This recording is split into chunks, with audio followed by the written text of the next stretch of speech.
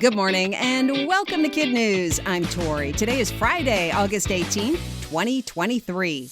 And we begin with tropical trouble brewing in an unexpected corner of the U.S. Southern California and parts of the Southwest are bracing for Hilary, a storm that reached hurricane status yesterday off the coast of Mexico and is currently making its way north. If Hilary lives up to both the hype and the current forecasts, it'll ramp up to a Category 3 or 4 before weakening and arriving in California Sunday as a tropical storm, a first for the state since 1939. High surf, torrential rains, and wind are expected. Should Hilary's track shift east, SoCal will be spared the worst of it, and Arizona will feel the brunt. Could you one day be flying in a Batplane? With a design straight out of Gotham City, the U.S. Air Force is directing $235 million to a startup, Jet Zero, to manufacture a very bat-like blended wing aircraft. Unlike most of today's planes, these futuristic designs merge wider wings and a smaller cabin into a single unit, which generates greater lift and better fuel efficiency with fewer carbon emissions. These planes, earmarked for a 2027 reveal, will first be used by the military before possibly one day being pressed into service for the general public. Two major airplane manufacturers, Boeing and Lockheed Martin, have tested similar designs in the past, but neither has yet made it to the friendly skies.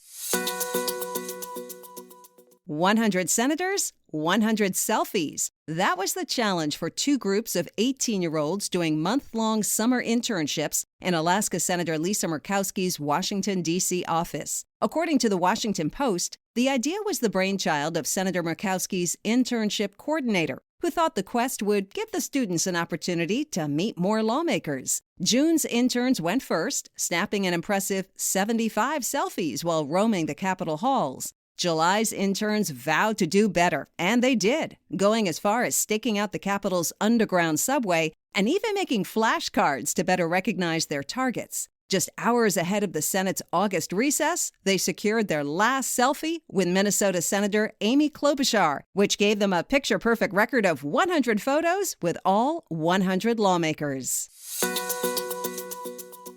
Progress isn't always a good thing, at least according to the bosses at Trader Joe's, who say they have no plans to install self-checkout lines in their stores. Speaking on the company's podcast, Trader Joe's CEO called self-service kiosks not fun and work, while the company's president shared his own frustrating experience trying to use the technology, even as someone in the grocery business. According to CNN, a survey of 1,000 people conducted last year found that 67% of shoppers experienced problems with automated checkout machines. In addition to bucking the automation trend, Trader Joe's also has no plans to offer curbside pickup, delivery, or online ordering at this time.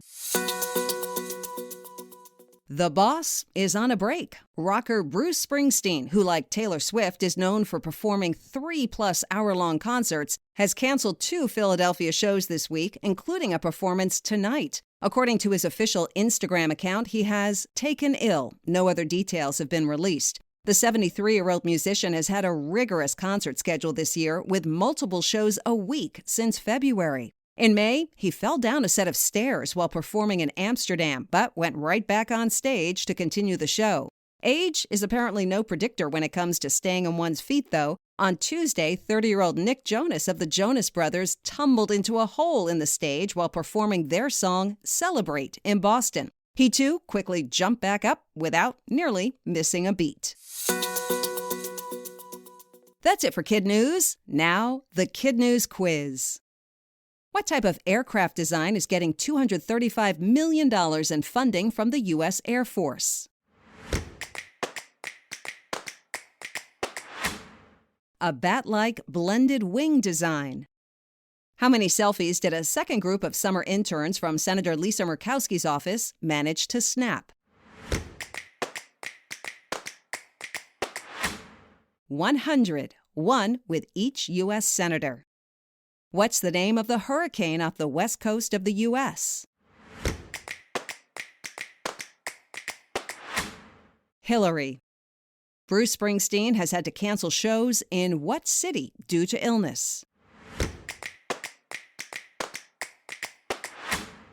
Philadelphia.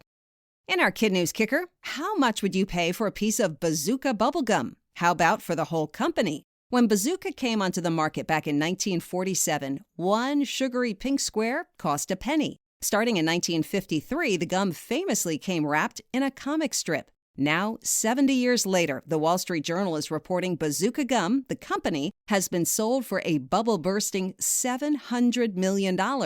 According to Axios, these days, the World War II-era gum accounts for only a tiny portion of the company's sales, with brands like Ring Pops and Push Pops much more popular in today's market.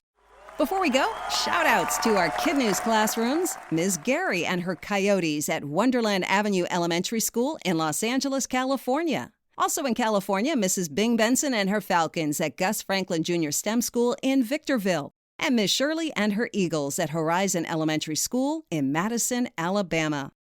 Thanks for listening. Parents and teachers, don't forget you can now get ad-free episodes of Kid News and access to other great kids and family podcasts by subscribing to Starglow Plus on Apple Podcasts. Have a great weekend. We'll see you back here for more Kid News Monday morning.